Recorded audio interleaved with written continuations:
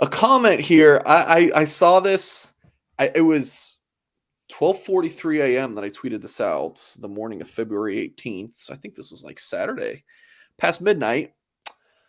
I saw this guy's comment on our YouTube video, and I don't do this, but I had to just tweet it. I wanted to put it out in the Twitter sphere, get reaction, and oh yeah, I got it. So this is what Colin said. Colin, if you are watching this, Damn, you're putting Colin on blast. Look, I mean, he posted it on a public forum. It's a YouTube comment. I mean, he comments back. It's there. Colin, real quick, Colin, DM Singer, and we'll get you on the pod. Yeah. There you go. All right, so this is what Colin said. This was, I think this was on our show. I don't know if it was the. I'm going to message him right now, Mike, while you're reading this. There you go. This was a YouTube comment, by the way, Mike. So this wasn't. I don't know if he's on Twitter, but so Colin posted on our YouTube video. I don't remember which one. He said this was the last straw. This being Ludwig. After 35 years of being a diehard fan, and after at least $200K spent on Notre Dame, at Notre Dame, and donated to Notre Dame, I am done, in all caps. I won't spend another dollar or watch another game.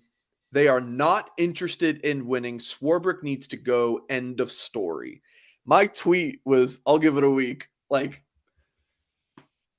if it didn't, you know, if you didn't have this reaction after the Marshall game, or the Stanford game, but it's the Andy Ludwig buyout thing, which, by the way, is disputed. I know Eugene in our YouTube comments says it's not. It's factual that it was all about the buyout, but it really depends on who you want to talk to. So while Goolsby does whatever Goolsby's doing right now, Tim, I mean, the comments are either like, oh, I love the comments. I'll show you the door, or heck yeah, he's absolutely right. And all of you are probably going to end up buying Peacock again for the season and watching some Notre Dame versus a MAC team or FCS, whoever they're playing on Peacock. So my reaction to this is a huge overreaction, but Tim, lifelong Notre Dame fan and Marine, Goolsby, Notre Dame alum. You guys tell me your thoughts on this. Like Singer, pot stirrer, of course. Just looking for some good content. Naturally, I like Logan's comment here. I'm really building this up. Logan says a lot of strong reactions for not getting an OC from Utah. People acting like Notre Dame missed out on Lincoln Riley. I think that's a good comment, Logan.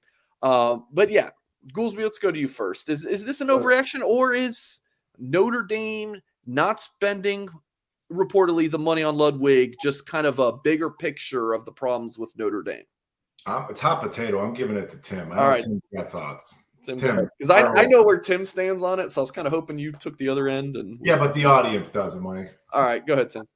Yeah, I mean, it's overreaction. I mean, we know it's, at least in my opinion, it's overreaction. It was wildness. This, I'm never going to watch Notre Dame a day in my life again. Okay, then don't. If you're a good Catholic, go follow BC. Okay, there you go. Go do that. Whole thing's overreacting. My favorite, by the way, Mike, which I just went on there, you sent us that tweet. So I went and read all the comments earlier today. My favorite's over under Vegas lines, 5.5 days he'll be back. So we'll see if he's back. That was my favorite line. No, the entire thing was overreaction. So, but what I want to know is, talking about money, Notre Dame and money. Goolsby mentioned this about 45 minutes ago. He mentioned the name Brian Kelly. Brian Kelly left. He had, he talked about this list and things of that nature.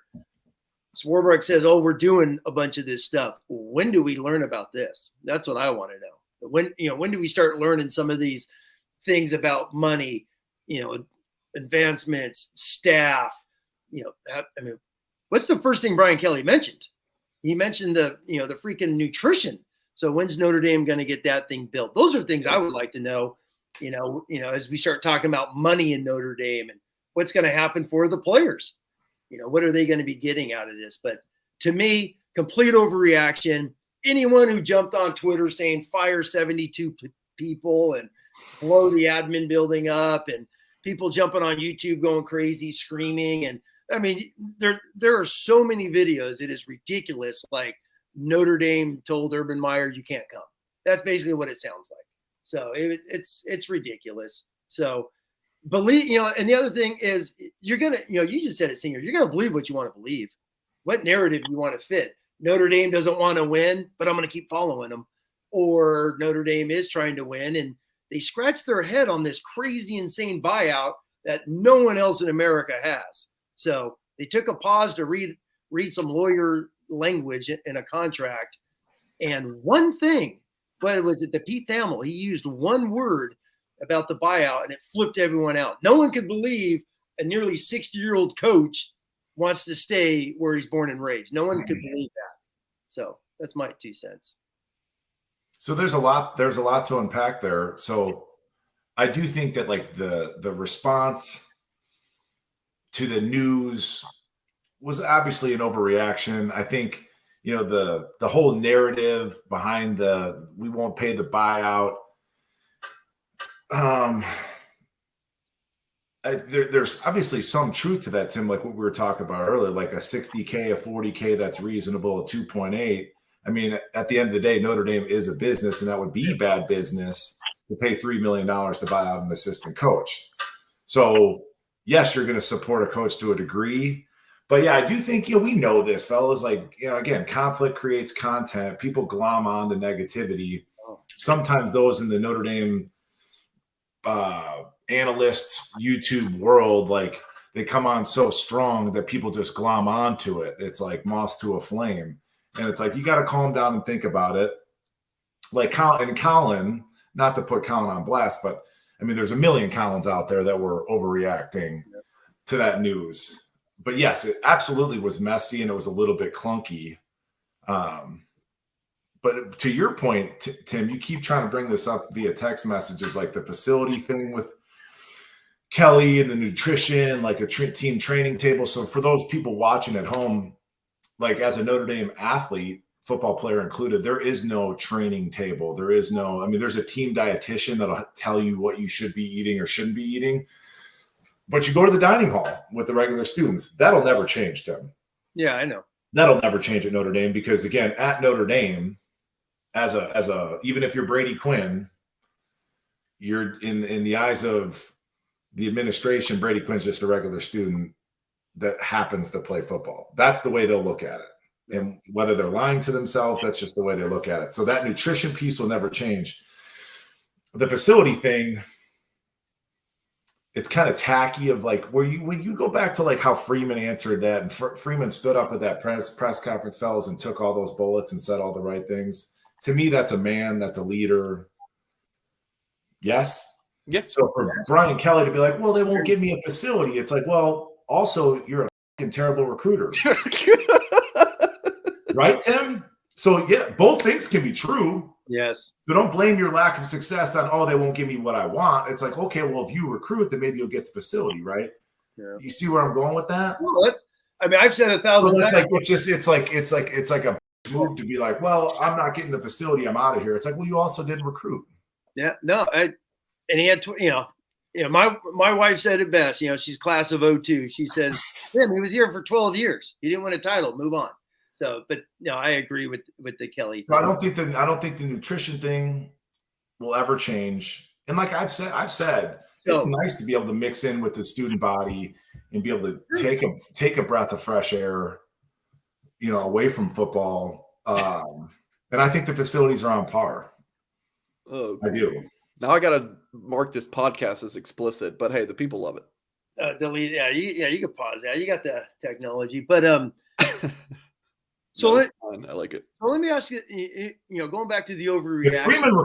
If Freeman recruits and we make playoffs, et cetera, like this thing that we're like building, and we haven't even talked about 2023 versus 2024. Maybe it's another pod. Yeah, that's another. Mike always says kicks us out of here. Mike, leave and then come back to close it out. But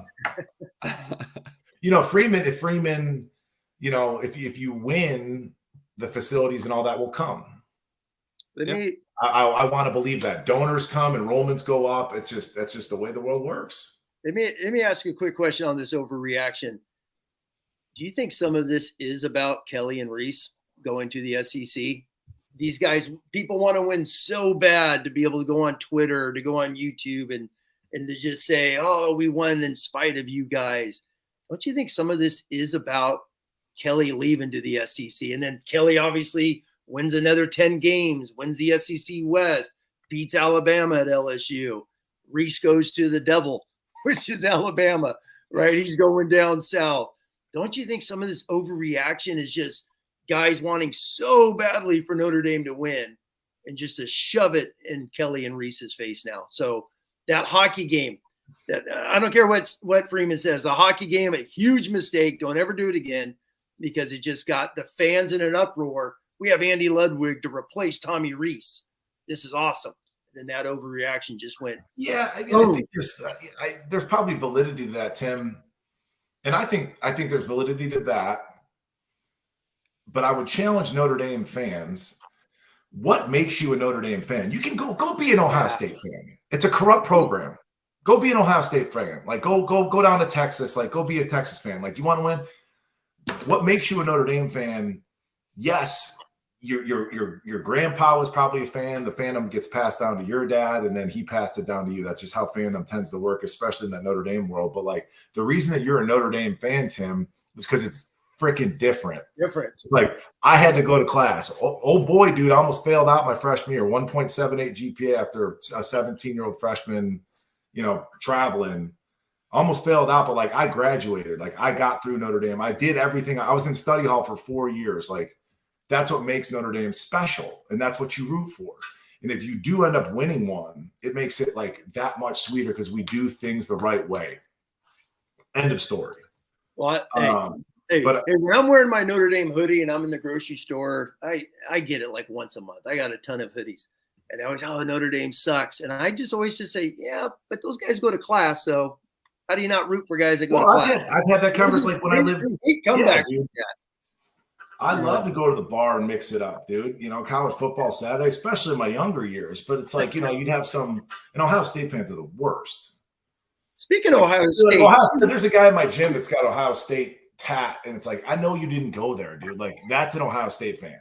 Hey, speaking of Ohio State, hold on. Did you hear the news this week? What is it? The Fields, the quarterback for the Bears, talking about that was like a fake tweet or something where he said he was. No, he was on a podcast talking about he got roughly $300,000 to $400,000. I saw the headline. And I've never heard the audio. I couldn't get the audio to work. Yeah, it's pretty wild. Well, you'd be mixing it up at the bar and be like, what are you a fan of? You're a fan of exploitation, mutual exploitation. The kid's trying to use an Ohio State to get to the league, and then the Ohio State sells them that dream, and then X percentage of them make it, and the rest of them walk out of there with no degree and like empty-handed. It's like, it's kind of gross, graduation rate of 40% with a, resort management degree or whatever. But I do think that there's some validity to what Colin's saying as a player. And back like when I was there, I don't think the facilities, like I told you that story where back in the day before they renovated the locker room, like the stadium locker, they ran a garden hose out of a shower head up through the ceiling tile and into like the Gatorade fountain machine. And we'd be like, big time program. And it was so Bush League, for a program like Notre Dame, you can't like tap a water line or anything like that. So there is an element to Goolsby. Colin's saying, sorry. Absolutely. I mean, you know how many comments we get where it's like, oh, Notre Dame needed to penny up here. Dozens upon dozens of comments. But just one where a guy who seems pretty smart, if he's really spent sounds like a grad, right? He sounds like a graduate. Sounds like a graduate. If he's really spent $200,000 on Notre Dame, Colin's got a little cash. Man, this is the first guy we spent a whole 15 minutes on. So Colin, bravo to you, dude. But seriously, like, where's our sponsorship? When I was 10 years old and I would get in a fight with my mom, I hate you, mom. I wish you weren't my mom. I'm 10 years old. I don't mean that. I love my mom. But for Colin to be like, Notre Dame didn't get Andy Ludwig, the Utah offensive coordinator. I'm packing my bags and I'm out. That's the thing, Goolsby. It's like, I'm not a Notre Dame fan anymore. I'd be like, man, bye. There's the door. Like over this. But some of that's like, no, I'm with you, bro. But some of that's like societal and that this social media bullshit makes everybody feel like their voice is important and whatever. Clearly, this guy got 15 minutes. Yeah, so it's like, but I'm just saying, it's like, dude, Colin or Jack or Jeff or Karen or whoever, like nobody cares. You know what I'm saying? Get off Twitter. But I think that could be a good, like, fun segment of like tweet of the week, going into the season or something like that. I've totally tossed around the idea of just doing a show where we just go through YouTube comments.